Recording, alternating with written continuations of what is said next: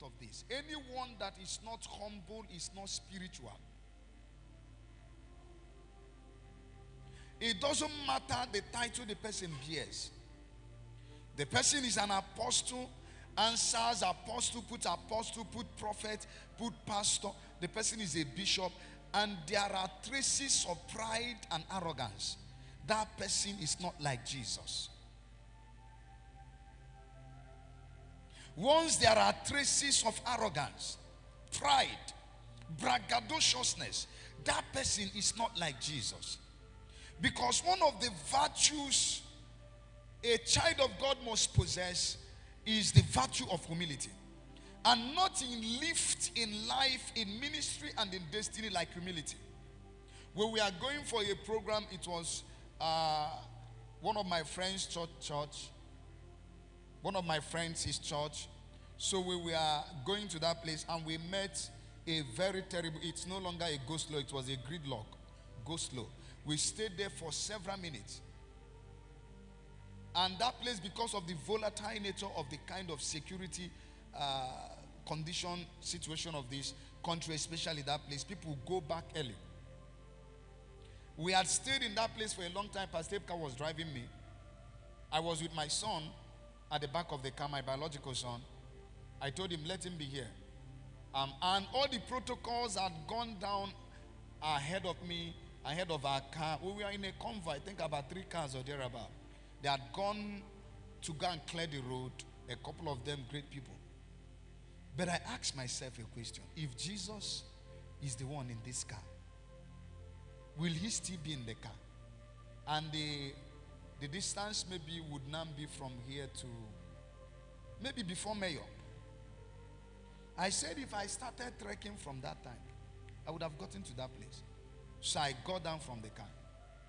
In fact, there was one particular thing that happened that day. The devil was like telling me, you've seen what you caused, can't you get back to the car? As I got down to trek to the church, the first thing I heard at my back was boom, landed at my back. It was a tricycle that nearly pushed me inside the gutter. I turned to the guy, I said, do you want to push me inside the gutter? He gave me five fingers, once. The devil said, there is no, this simplicity will not work. Get back to the car. So I trekked. And then when finally the protocol clearing the route saw me, he said, blood of Jesus. And then we started moving. We were very close to the church when somebody was already, a man of God was already leaving the ground. He said where he was hearing, leave this place now. So he was already driving out when he saw me. But we are like a stone throw, maybe from here to like, I trekked a very far distance. We were like maybe from here to that place. I trekked a very, very far distance. And that's how he brought us into the church. I asked myself a question. If Jesus is here, how would he handle it? Will Jesus, he didn't even preach. It was only once he rode on a donkey. A new one at that. He went from city to city declaring the name of the Lord.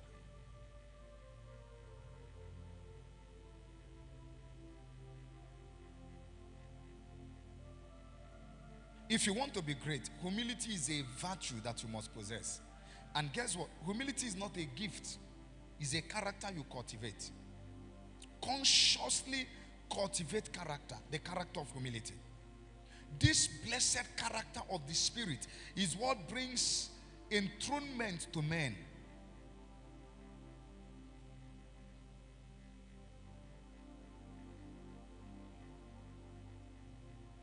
So there is nothing spiritual about pride. There is nothing spiritual about arrogance. There is nothing spiritual about, do you know me?